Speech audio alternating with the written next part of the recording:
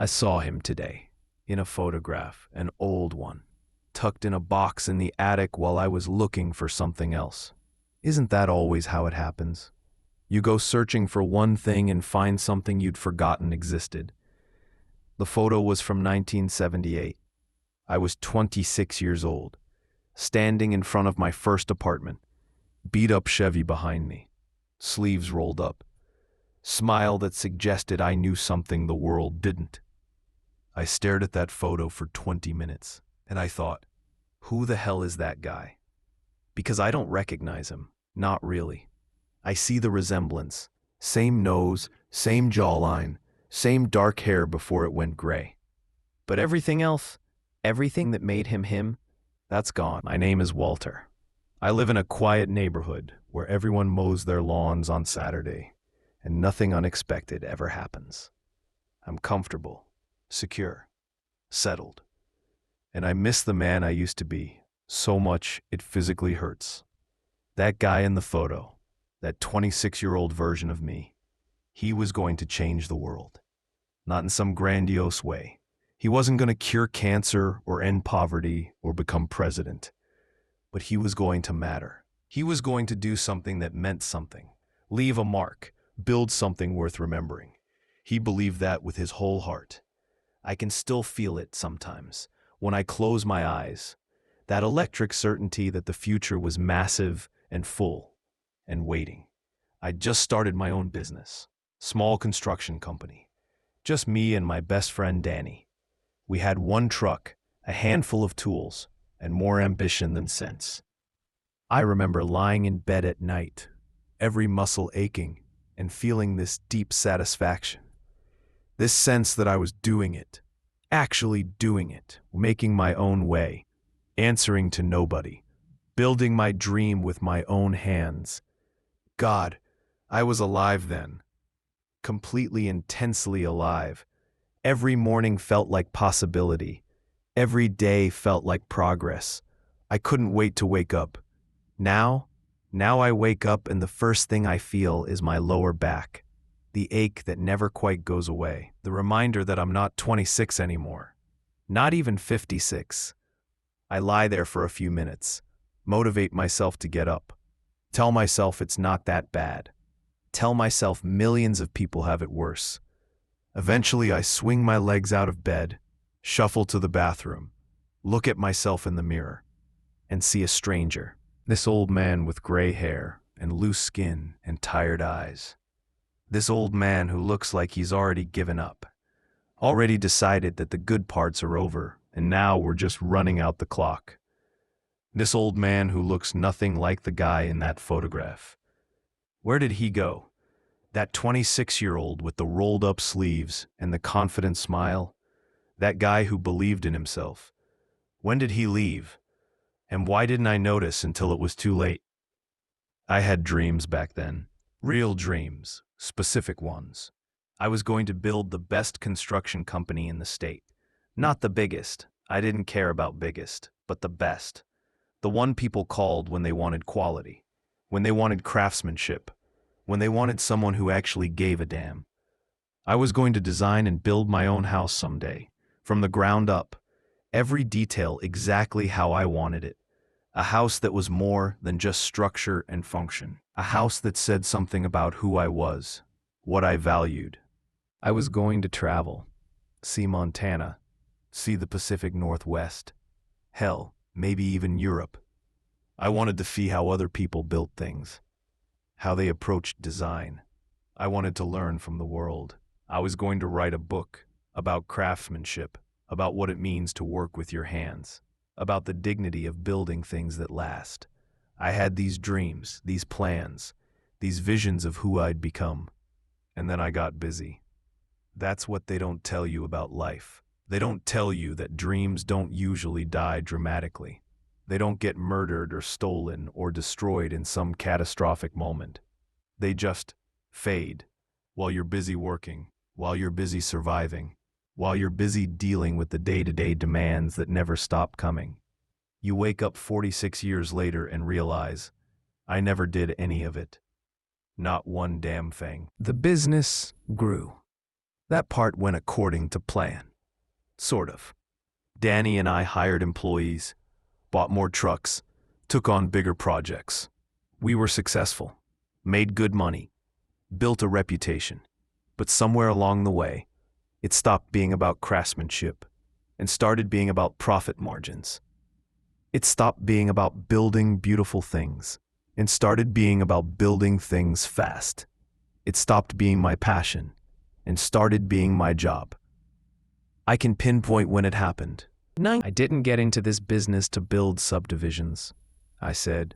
Danny looked at me like I was crazy. You got into this business to make money. This is how we make money.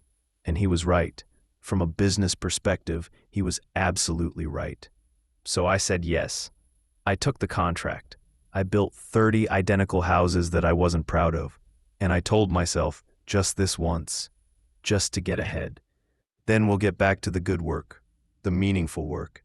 But just this once became twice, became 5 times, became the standard.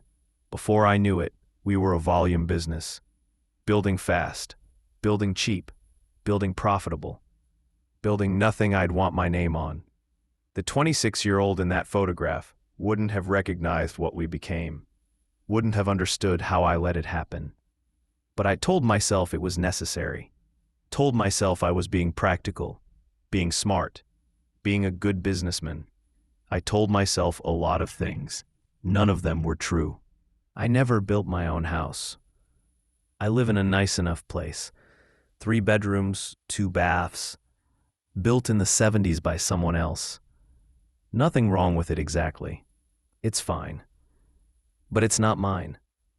Not in the way I dreamed about. Not designed by me, for me, with every detail exactly as I wanted. I meant to do it. For years, I meant to do it. I'd collect ideas, see a staircase I liked and take a photo, see a window treatment that caught my eye and make a note. I had folders full of inspiration. Sketches, plans. Someday, I'd tell myself. When business slows down, when I have more time, when the timing is right. The timing was never right. Business was either too busy or too slow. We were either overwhelmed with projects or scrambling for work. There was always a reason to wait. And then I was 50, and then I was 60, and then I was 70. And I'm still living in someone else's house, still looking at my folders of ideas and thinking, someday. Except there is no someday. Not anymore. At 72, I'm not designing and building a house from scratch. That ship has sailed. That dream is dead, and I killed it by waiting. I never traveled either. Oh, I took vacations, beach trips with my wife Linda, long weekends visiting relatives, that kind of thing. But I never went to Montana. Never saw the Pacific Northwest. Never made it to Europe. I never stood in front of old cathedrals and studied how they were built. Never walked through villages and examined their craftsmanship. Never learned from the world the way I wanted to. I was too busy, too tied to the business, too convinced that I couldn't leave because everything would fall apart without me. And maybe that was true for a while. Maybe the business really did need me there every day. But at some point, it became an excuse. A reason to stay small, stay comfortable, stay in control. I was afraid. I can admit that now. Afraid that if I stepped away, even for a week, I'd realize the business didn't actually need me. That I wasn't as essential as I thought. That I'd built a machine that ran perfectly well without me. So I stayed, and I told myself it was responsibility, commitment, work ethic. But really, it was fear. Fear of discovering I wasn't necessary. Fear of facing the fact that I'd built a business, but not a life. Fear of admitting that the 26-year-old in that photograph would be disappointed in who I became. I never wrote the book either. Started it a dozen times, bought notebooks, opened Word documents, made outlines. The Art of Building Things That Last. That was going to be the title. It would be about more than construction. It would be about craft, about pride in your work, about the satisfaction of creating something with your hands, about why that matters in a world that increasingly values speed over quality. I had things to say. I really did. Decades of experience, lessons learned, insights earned through years of actual work. But I never wrote them down because I was tired at the end of the day, because I told myself I'd do it tomorrow, because I convinced myself I'd have time later when I retired, when life slowed down. But life never slowed down, and retirement just meant I was tired in different ways. The fire I had at 26, that drive to create, to express, to share what I knew, that faded somewhere along the way. And now, at 72, I sit here thinking, who would even want to read it? What do I have to say that matters? Why bother? The 26-year-old in that photograph never asked those questions. He just knew he had something to say, knew it mattered, knew people needed to hear it. He wasn't paralyzed by self-doubt or fear of irrelevance or the exhaustion of age. He just believed. And I miss that. I miss believing. My wife Linda tries to understand. We've been married 48 years. She knows me better than anyone, sees through my defenses, recognizes when I'm brooding. You've had a good life, Walter. You've accomplished so much. And she's right. On paper, she's absolutely right. Successful business, comfortable retirement, 2 kids who turned out well, grandchildren, health insurance, paid off mortgage, all the markers of success, all the boxes checked. But none of it feels like what I wanted. None of it feels like what that 26-year-old was reaching for. I know, I tell her. I know I should be grateful. That's not what I'm saying. I'm saying you did good, Walt. You provided for us. You built something. That matters. But did I build what I wanted to build? She's quiet for a moment. I don't know. Did you? And that's the question, isn't it? Did I? But I didn't build what I dreamed of building. I didn't become who I dreamed of becoming. Somewhere along the way, I traded dreams for pragmatism, fire for security, passion for comfort, and I can't get it back. I think about this a lot now, how time steals things from you. Not dramatically, not all at once, just gradually. So gradually, you don't notice until it's too late. At 26, I could work 16-hour days and wake up ready to do it again. Now, at 26, the future was infinite. Now, it's finite, measurably finite. I probably have 10, maybe 15 years left if I'm lucky. And what am I going to do with them? That's what keeps me up at night. Not the past. I can't change the past. But the future. However much of it I have left. Am I going to spend it regretting, mourning who I used to be, wishing I'd made different choices? Or am I going to do something, anything, one thing that matters before I run out of time? Last week, I pulled out those old folders, the ones with house plans and ideas, spent an afternoon going through them, looking at sketches I'd made 30 years ago. Reading notes I'd written about design principles and materials and vision. And you know what I felt? Not nostalgia, not regret, anger. Pure, hot anger at myself. Because these ideas are good, really good. These plans represent years of thinking and learning and imagining. They're not the fantasies of some naive kid. They're the mature vision of someone who actually knows what he's doing. I could have built this house. I had the skills, had the knowledge, had the resources. I just never did it. And why? Because I was busy? Because the timing wasn't right? Because I was waiting for perfect conditions that never came? No. Because I was scared. Because building your dream is terrifying. Because it's easier to keep dreaming than to risk building and falling short. So I waited, and waited, and waited. And now I'm 72 years old, holding plans for a house I'll never build, angry at a 26-year-old version of myself who had everything I needed except the courage to take the risk. I went to visit Danny last month. He retired 5 years ago. Lives in Florida now. Golf, fishing, grandkids, the whole retirement package. We sat on his porch, drinking beer, talking about the old days. Remember when we started? He said. God, we were idiots. We didn't know what we were doing. We knew enough. Barely. Remember that first bathroom renovation? The Johnsons? I laughed despite myself. We put the toilet in backwards. Had to redo the whole thing. Lost money on that job, but we learned. Yeah, we learned.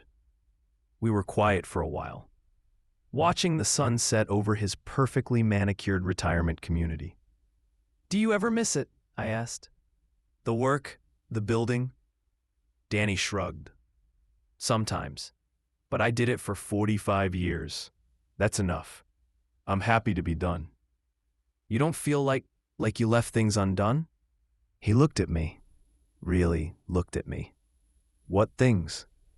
And I couldn't answer, because Danny and I wanted different things. He wanted a successful business. He got that. He's satisfied. I wanted something else. Something I could never quite articulate. Something about meaning and legacy and creating beauty. Something I never got because I was too busy building subdivisions and chasing profits and being practical. You okay, Walt? Yeah, I'm fine. But I wasn't fine. I'm not fine. The husband came out to look at the finished product, walked around it, ran his hand along the railing, sat on one of the benches. Then he looked at me and said, "This is good work, son. Real good work. You've got a gift."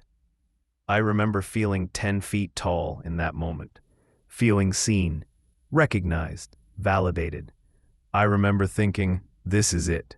This is why I do this. Not for the money. For this. For the satisfaction of creating something beautiful. Something that will last. Something that makes people's lives better. I remember thinking, I'm gonna do this for the rest of my life. Build things I'm proud of. Things people recognize as good work. That was 43 years ago. And I can count on one hand the number of projects I've done since then that made me feel that way. One hand, in 43 years. What the hell happened? I know what happened. I chose money over meaning, security over satisfaction, comfort over courage. I chose to be practical instead of passionate, and you can't fault me for it. Not really. I had a wife, kids, responsibilities, bills to pay, a business to run. I made the reasonable choices, the adult choices. But those choices had a cost. They cost me my fire, my drive, my sense of purpose. They cost me the man I used to be. And here's the thing nobody tells you. You can't get him back. That 26-year-old with the dreams and the energy and the absolute certainty, he's gone. Forever. I'm 72. I'm tired.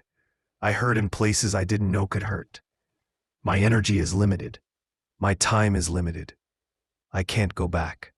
Can't undo 46 years of choices. Can't rebuild my life from scratch. All I can do is live with who I've become.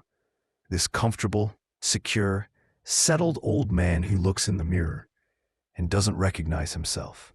This old man who has everything he's supposed to want and nothing his soul actually needs. But maybe it's not too late for something. Not to reclaim who I was, that's impossible.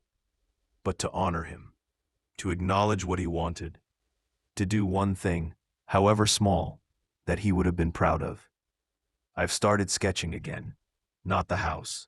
That dream is dead, but smaller things. A bench for the backyard, a bookshelf for Linda, a treehouse for the grandkids. Things I can actually build. Things that matter. Things I can be proud of. It's not changing the world. It's not the grand vision 26-year-old Walter had. But it's something. It's craft. It's care. It's creating with my hands instead of just existing. And when I'm out there in my workshop, measuring and cutting and sanding, I feel something. Just a flicker. Just a spark. But it's there. That fire, that sense of purpose, that feeling of being alive. I've started writing too. Not the book, that still feels too big, too daunting. But notes, observations, lessons I've learned. Things I want my grandkids to know about craft and quality and why these things matter. Maybe it becomes something. Maybe it doesn't. But I'm writing. I'm creating. I'm trying. And that's something the old man in the mirror hasn't done in years. Linda noticed. You seem different lately. Different how? I don't know. More present. Less defeated. Defeated. Is that what I've been? Probably. Defeated by time and age and the weight of accumulated regret. But maybe I don't have to stay defeated. Maybe there's still time for one more project. One more creation. One more attempt at doing something that matters. Maybe the fire isn't completely gone. Just dimmed. Just waiting for someone to tend it. I found that photograph again yesterday. The one from 1978. 26-year-old Walter in front of his first apartment. Rolled up sleeves, confident smile, fire in his eyes. And instead of feeling sad, I felt something else. Grateful. Grateful that he existed. Grateful that he had those dreams. Grateful that he believed in himself, even when he probably shouldn't have. Grateful that he started the business, that he took risks, that he worked those 16-hour days and learned his craft and built something. Even if it didn't turn out exactly how he wanted, even if I disappointed him, even if I let the fire dim, he tried. He really tried. And maybe that's enough. Maybe I don't have to miss him. Maybe I can honor him instead. Honor him by finishing what he started, by remembering what mattered to him, by creating something, anything, that he would have been proud of. I'm building the treehouse for my grandson Jake. He's 7. Same age I was when my grandfather built me a treehouse. I'm taking my time with it. Not rushing. Not cutting corners. Doing it right. Cedar frame. Proper joinery. A rope ladder Jake can climb himself. Window so he can see out. A door that actually closes. I'm building it the way 26-year-old Walter would have built it. With care. With craft. With pride. Linda watches me sometimes from the kitchen window. Smiles. Shakes her head.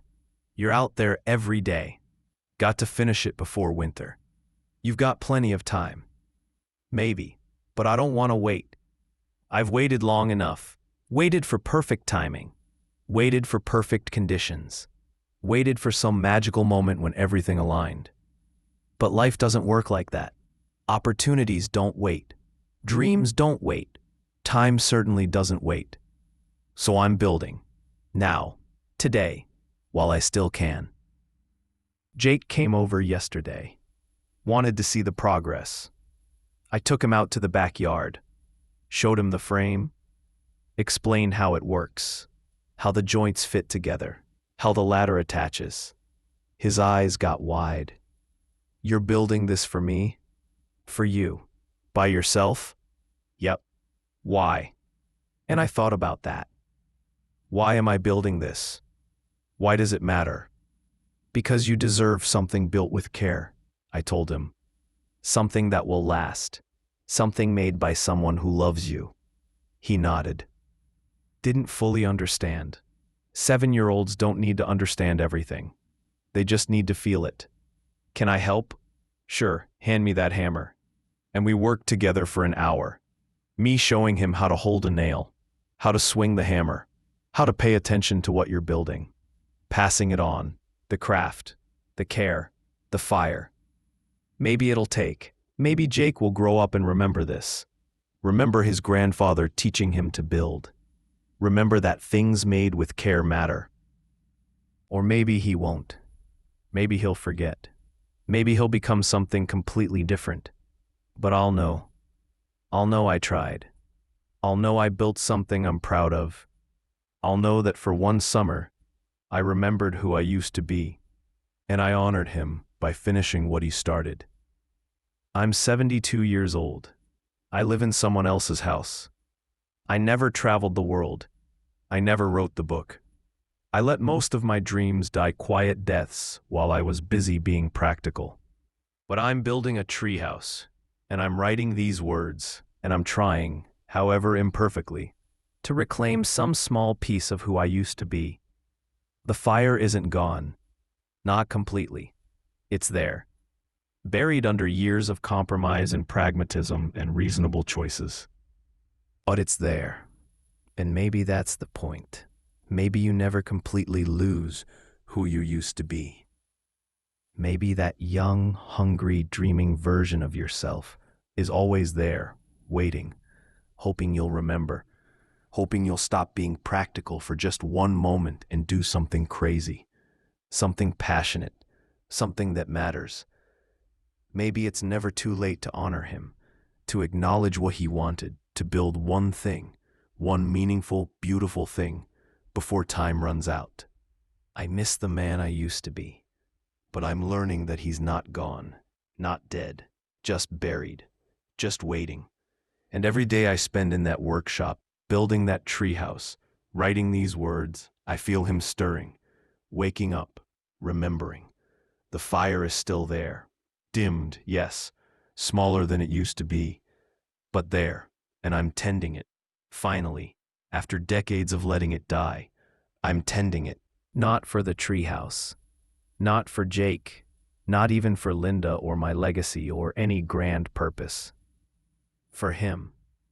For 26-year-old Walter with the rolled-up sleeves and the confident smile. For the man I used to be. For the man I still am, somewhere deep down, under all the years and compromises and reasonable choices. For the man who believed he was going to do something extraordinary. He was right, not in the way he imagined. Not building the biggest company or the most beautiful house or changing the world in obvious ways, but in this, in waking up at 72 and refusing to let the fire die completely, in building one more thing with care, in trying, however late, to honor the dreams that shaped him. That's extraordinary, and it's enough. I saw him today, in a photograph, 26 years old, fire in his eyes, and for the first time in years, I didn't feel sad looking at him. I felt grateful, proud, determined.